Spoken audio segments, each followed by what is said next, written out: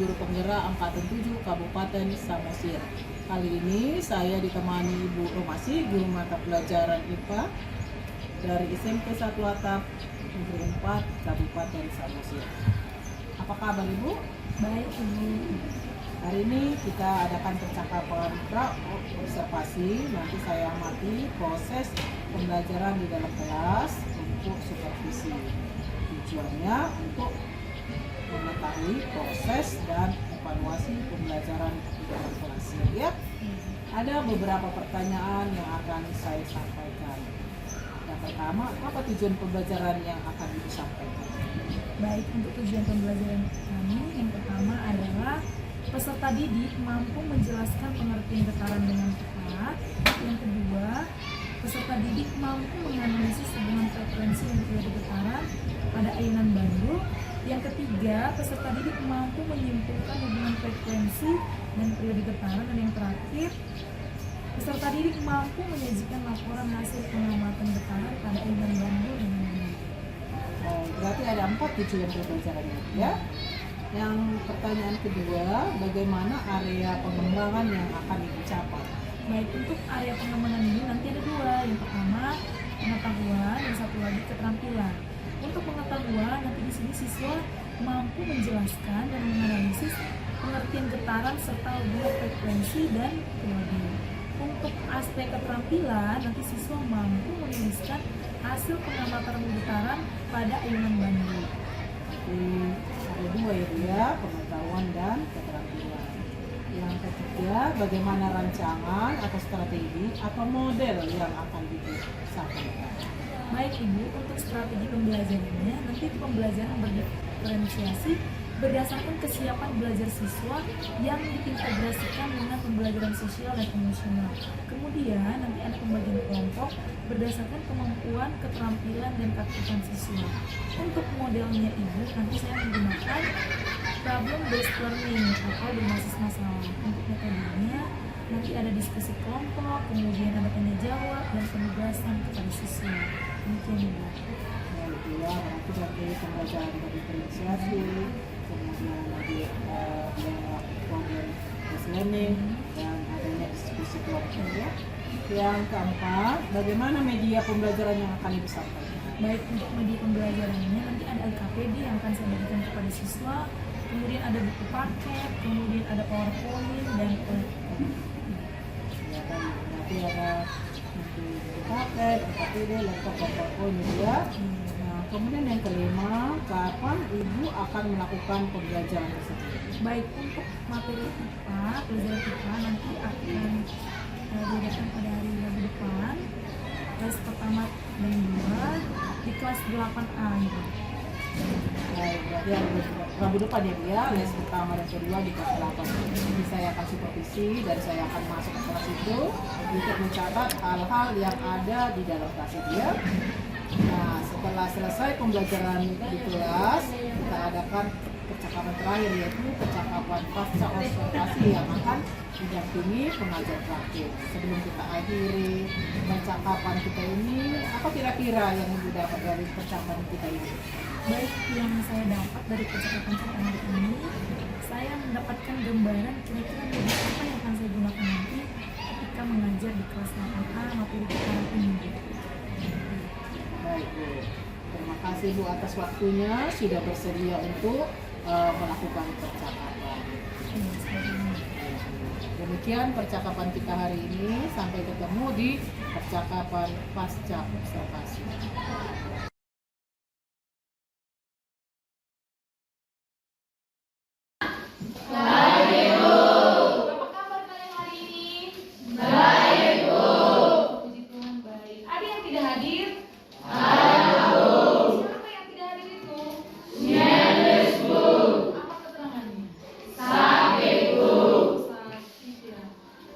Kalian sudah siap mengikuti pelajaran dari Ibu hari ini?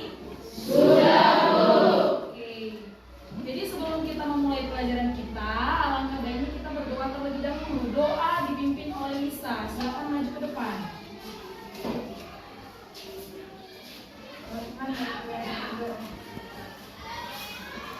Jadi anak-anak, minggu lalu kan kita sudah belajar mengenai tubuh makhluk hidup. ya kan?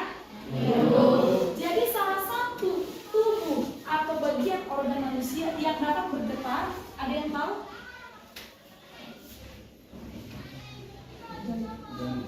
Jantung, apa lagi? Darah, apa lagi? Bagian tubuh manusia yang bisa bergetar. Apa lagi?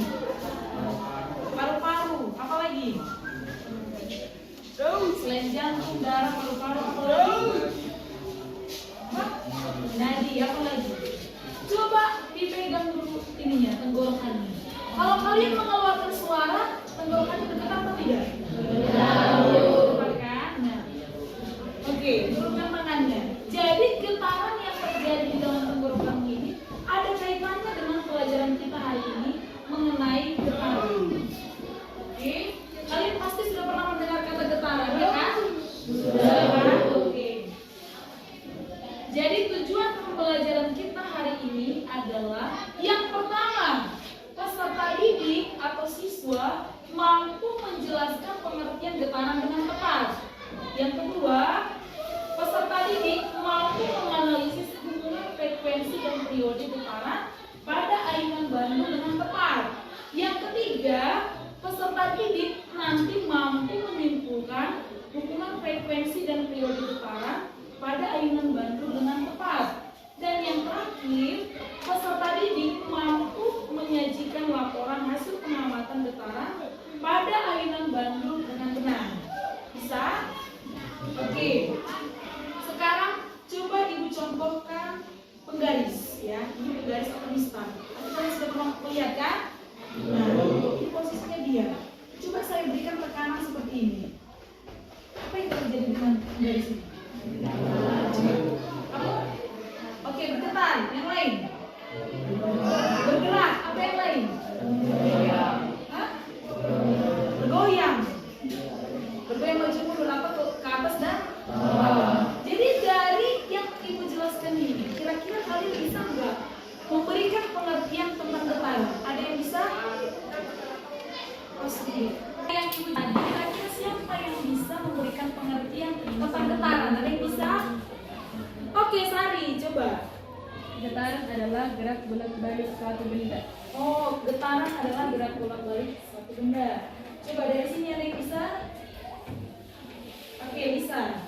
Getaran adalah gerakan benda melalui titik. Iya, gerakan suatu benda melalui titik kesetimbangan. Jadi benar ya. Jadi artinya di sini getaran itu adalah gerakan bolak-balik suatu benda melalui titik kesetimbangan. Bisa ya?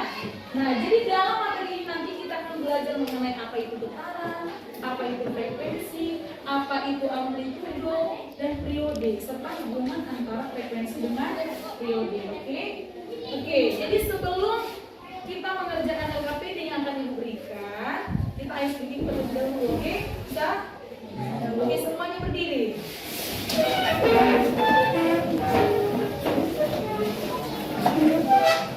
Ice breakingnya adalah ketika Ibu mengucapkan satu kata, maka kamu memberikan gerakan terbalik dengan yang Ibu sampaikan. Bisa?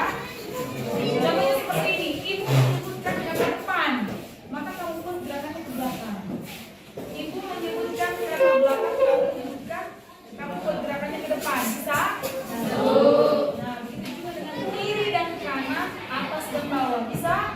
Kita mulai ya, atas, kiri, kanan, depan, belakang, atas, kiri, kanan, bawah, depan, atas, belakang.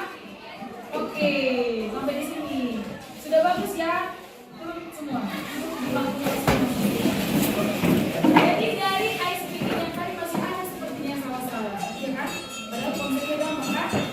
Oke, selanjutnya kalian di sini akan disuruh mengerjakan LKPD. Oke, di setiap satu kelompok akan mendapatkan satu LKPD. Bisa ya?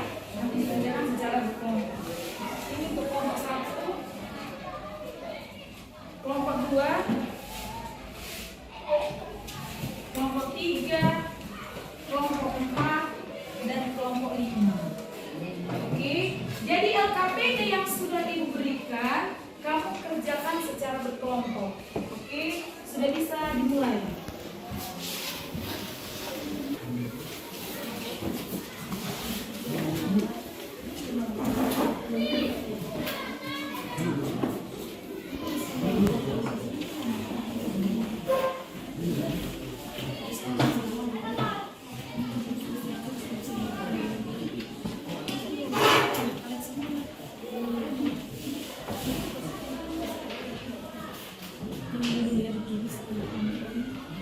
Ada berapa tuh? 6.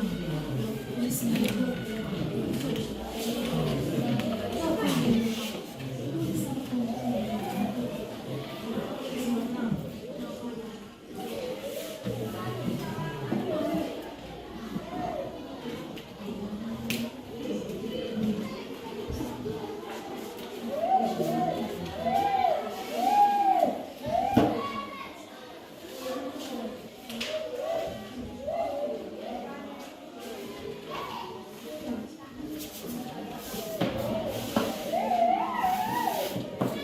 Ya, sekarang kita kumpulkan LKPD yang sudah kalian kerjakan. Oke, kelompok 1. Kelompok 2. Kelompok 3. Kelompok 4. Dan kelompok 5. Oke. Jadi Ibu memilih 2 kelompok yang akan mempresentasikan ke depan. Bisa ya? Ibu pilih kelompok 3. Memang dari kelompok 3 perwakilan kelompok 3 maju ke depan.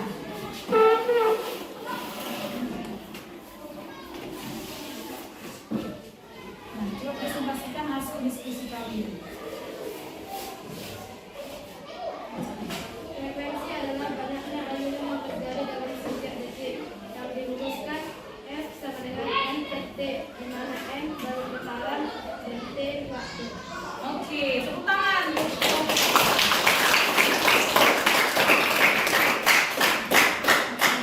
Satu lagi dari kelompok 4. Perwakilan dari kelompok 4 silakan maju. Periode adalah waktu yang diperlukan untuk terjadinya satu alunan yang dirumuskan oleh T sama dengan T per N, di mana T adalah waktu dan N sama dengan banyak getaran. Oke, tepuk tangan untuk kelompok 4. Jadi dari diskusi kalian sudah membahas tentang apa itu getaran, frekuensi, dan periode. Sekarang Ibu mau membuat 2 pertanyaan. Siapa nanti yang bisa menjawab langsung tunjuk tangan. Pertanyaan yang pertama, apa pengertian dari getaran? Oke, silakan Hagai. Getaran adalah gerak bolak-balik suatu benda. Oke, benar ya, getaran adalah gerak bolak-balik suatu benda. Yang kedua, apa rumus menghitung frekuensi dan periode? Oke, Wanti silakan. Frekuensi sama dengan banyak getaran dibagi waktu. Periode sama dengan waktu dibagi banyak getaran. Oke, benar ya. Oke, benar yang disampaikan oleh Wanti. Jadi, kesimpulan dari pembelajaran kita hari ini yang pertama, getaran itu adalah gerakan bolak-balik suatu benda melalui titik keseimbangan. Yang kedua, frekuensi itu adalah banyaknya getaran yang terjadi dalam satuan waktu. Dan yang ketiga adalah periode, banyaknya waktu yang dibutuhkan untuk satu getaran. Bisa ya? Oke, sekian pembelajaran kita hari ini. Terima kasih. Minggu lalu saya sudah melakukan praobservasi dan observasi waktu di kelas 8A ya. Nah, pada kesempatan ini saya akan melakukan coaching supervisi pasca observasi kepada Ibu Iri ya. Nah, berikut ini beberapa pertanyaan nanti yang akan saya sampaikan kepada Ibu Iri ya. Baik, selamat pagi Ibu, apa kabar? Selamat pagi, Bu. Baik. Ibu apa kabar? Saya kabar baik Bu. Saya minta waktunya Bu ya untuk coaching beberapa pertanyaan mengenai kegiatan praktik Ibu di kelas Ibu ya. Baik, yang pertama Bu, apa yang Ibu inginkan di pertemuan kita ini? Yang saya harapkan dari pertemuan kita kali ini adalah saya ingin menerima saran dan koreksi diri dari Ibu sebagai observer supaya saya bisa mengajar lebih baik lagi di kelas. Gitu. dari Ibu meminta saran dan koreksi di proses pembelajaran. Baik Bu. Nah, sebelum nanti saya berikan sharing, saya tanyakan dulu bagaimana perasaan Ibu ketika Ibu mengajar di kelas. Ya, sebelumnya saya agak deg-degan nih, Bu, tapi setelah selesai mengajar saya agak lega. Karena sebelumnya saya punya persiapan nih, Bu. Saya mempersiapkan RPP, LKPD dan PowerPoint gitu. Jadi menurut saya kita sebagai guru kalau kita sudah punya persiapan sebelum mengajar di kelas, kita akan lebih percaya diri gitu.